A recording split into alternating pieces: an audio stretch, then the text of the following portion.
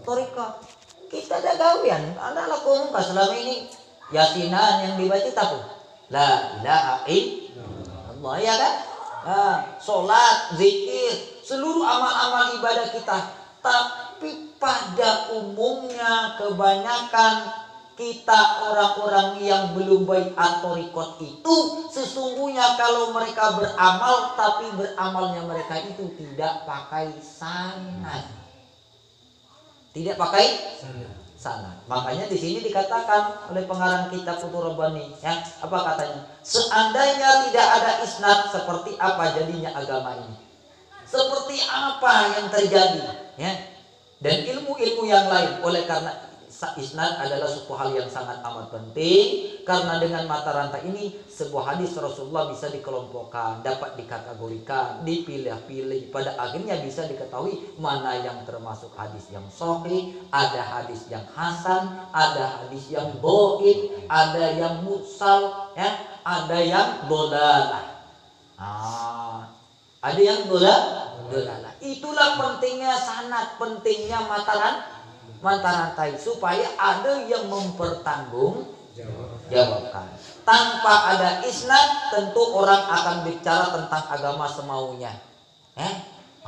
Kalau dia tidak pernah ngaji dengan seorang guru, yang tidak pernah meminta sanad kepada guru, ya, maka orang semacam itu dia nanti kalau ngomong menurut aku. Kalau ngomong menurut aku, orang yang ngomong menurut aku inilah kata Rasulullah sejelek-jeleknya manusia ketika menyampaikan ilmu, ya. Makanya itulah pentingnya sanad. Kalau kita belum bisa sampai kepada Rasulullah, paling minimal kata guru. Begitu, ya. Karena itu Imam besar Abdullah bin Mubarak, ya, memasukkan isnad bagian dari agama. Beliau mengatakan, itu kan bukan kata saya, kata siapa? Abdullah al-Mubarak. Siapa Abdullah al-Mubarak? Ini yang pengarang kitab Al-Mustadrak, ya. Beliau ini ahli hadis, ya. Tapi beliau mengatakan begini, qala Ibnu Mubarak, berkata Ibnu al-Mubarak, apa kata beliau? Al-isnadu minad-din, lau isnadu laqam sya'a man sya'a. Ya, isnad itu merupakan sanad, itu merupakan bagian dari sebuah agama. Seandainya tidak ada sanad, maka orang akan berkata semaunya sendiri. Makanya boleh ngomong, ya, ngomong masalah agama ini boleh. Tidak ada batasannya, tapi dengan catatan bisa dipertanggungjawabkan setiap omongan yang kita katakan itu. Bagaimana cara kita mempertanggungjawabkan bahwa omongan kita itu bukan kata itu, tapi ada yang ngasih tahu kita. Gitu, ada yang ngasih tahu kita. Sebab kita tuh nggak bisa tahu kalau nggak ada yang ngasih tahu. Kita tuh nggak bisa, nggak akan ngerti apa-apa kalau nggak ada yang ngajari. Maka itulah pentingnya tanpa isnad bagaikan orang yang naik atap rumah tanpa menggunakan tangga. Demikian Imam Az-Zuhri menjelaskan. Itu bukan kata Imam Az-Zuhri yang mengatakan. Apa kata beliau? Qala Sufyan bin Ubayna hadas Az-Zuhri yauman bihadis faqul hatihi bila isnad faqala Az-Zuhri atarqis sabha bila sulam. Tuh kata beliau, ya. Sufyan ibn Uyainah berkata, Imam Az-Zuhri suatu hari meriwayatkan sebuah hadis. Aku berkata bahwa hadis itu tanpa isnad. Bahwa sampaikanlah sebuah hadis tanpa isnad. Maka beliau berkata, apakah kamu akan naik atap rumah tanpa tangga? Jadi kita nih kalau ngomong perkara agama, apalagi ngomong bab masalah thariqat, tapi kok tanpa sanad. Nah ini, tanpa sanad. Nah maka itu sama baik dia naik tapi dia tangga, tidak pakai tangga. Bahkan Imam Az-Zuhri melihat begitu pentingnya isnad, beliau menjadikannya alat yang begitu penting bagi seorang mukmin, yaitu digolongkan sebagai senjata orang mukmin. Jadi apa sanad itu? Kalau bagi kita sanad itu adalah senjata. Qala Sabri al-isnadu silahul mu'min idza lam yakun ma'ahu silah fa bi ayyi syai'un yuqatil. Isnad itu senjata seorang mukmin. Jika tidak mempunyai senjata, bagaimana dia bisa menang dalam sebuah perang? Ya, makanya sanad ini penting. Ya, isnad itulah sebabnya jika kita simak kitab-kitab hadis, tafsir, sirah nabawiyah, dan kitab lainnya selalu memakai isnad, selalu ada rentetan nama-nama. Maksudnya sanad itu apa? Sanad itu adalah tangga-tangga yang sampai kepada Nabi, sampai kepada Jibril, bahkan sampai kepada Allah. Makanya kalau kita ini ngikut thariqat, ya, sanad kita adalah ngikut kepada sanad thariqat. Ya. Dan ini penting bagi kita untuk. Nah makanya kata saya, kok kita lupa dengan sanad itu? Padahal itu senjata. Maka sanad ini penting untuk kita ketahui, ya. Jadi kalau ini diumpamakan sebuah senjata, sedangkan musuh kita ini adalah orang-orang yang ahli senjata, ya. Maka dari itu kita harus memiliki senjata. Dan tidak cukup punya senjata, tapi nak pacak main kamu, ya, nak pacak main kanyo. Kata wong, "Woi, ngapo gawean kamu tuh kok kumpul-kumpul malam minggu tuh?" Ya, apa dia gawe kamu tuh? Kan gitu. Oh zikir apa kamu tuh? Oh zikir la ilaha illallah. Kan itu. Ngapo kok bisa zikir la ilaha illallah? Ya zikir baik. Nah, ini orang yang punya senjata tapi tidak bisa mainkannya. Ya. Tuh ya.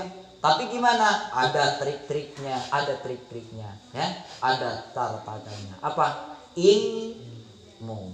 Makanya kalau orang sudah ikut thariqat, sudah baiat thariqat, wajib hukumnya ikut suluk. Supaya apa? Dia dapat sanad. Ya, dapat sanad. Saya tuh terus terang mau dapat sanad dari bapak aja nih, ya. Mau dapat sanad dari bapak tuh, ya. Itu aja harus 15 tahun. Bapak baru untuk dapat sanad 15 tahun. Lah jamaah baru 2 tahun, baru 3 tahun. Lah minta sanad, dan sanadnya ini, ya. Orang boleh kalau sudah diserahi sanad, ya, boleh mengembangkan. Boleh kalau sudah punya sanad. Tapi kalau belum punya sanad, jangan sekali-kali. Kenapa? Karena nanti diminta di hadapan Allah pertanggungjawabannya. Wahai Fulan bin Fulan, sesungguhnya engkau mengajarkan apa? Kan begitu. Diminta pertanggungjawab berat. Kalau ngomong bisa. Ngajarin anak-anak Quran, ya. Mbah Munawir aja ngomong, ya. Mbah Munawir itu, maka sanad Mbah Munawir itu enggak ada kecuali untuk di Indonesia ini yang bisa dia berikan kecuali hanya kepada Raden Asnawi.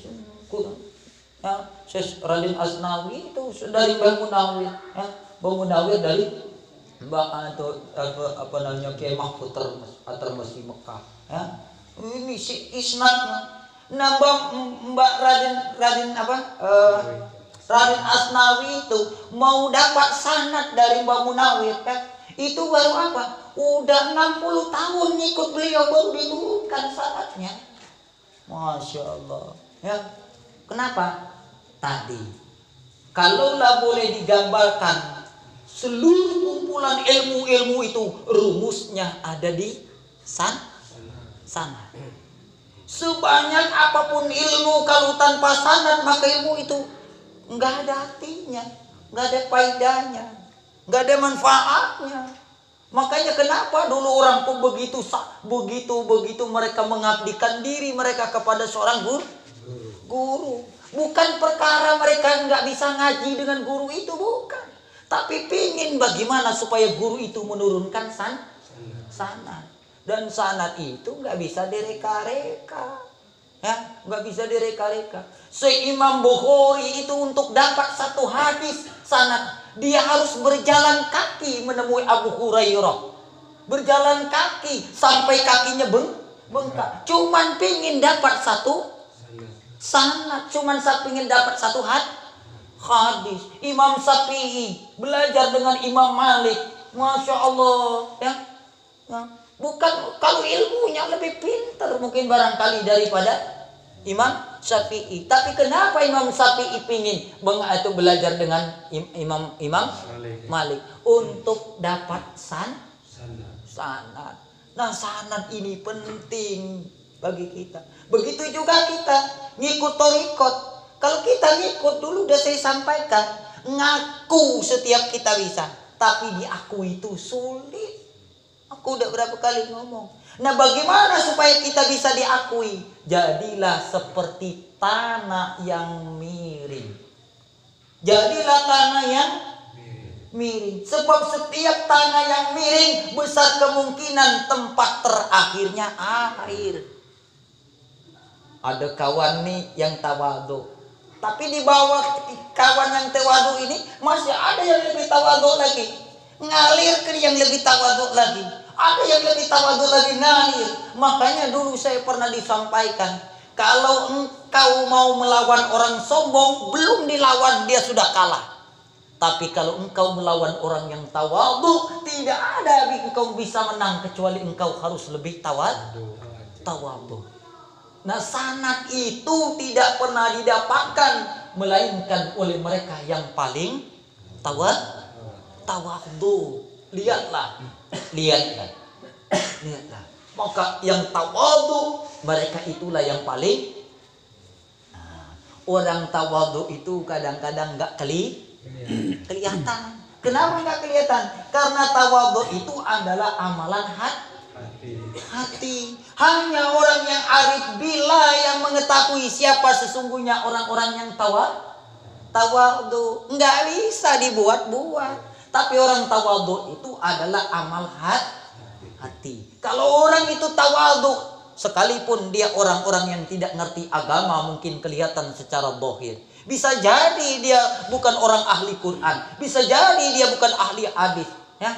Bisa jadi dia nggak bisa baca Quran, tapi karena tawadhunya mungkin dia mengalir ke situ, ya, mengalir ke situ, ya. Bisa jadi orang yang pandai ini tadi sombong sehingga terhijab. Maka dari itulah saya berpesan kepada jamaah, ayo kita lomba-lomba. Perlombaan kita itu bukan mau paling unggul-unggulan dalam perkara hebat-hebatan untuk bisa sombong, tapi kita ini berlomba untuk bagaimana supaya kita ini bisa lebih tawadhu.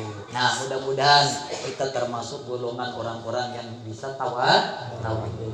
Gimana caranya? Belajar terus.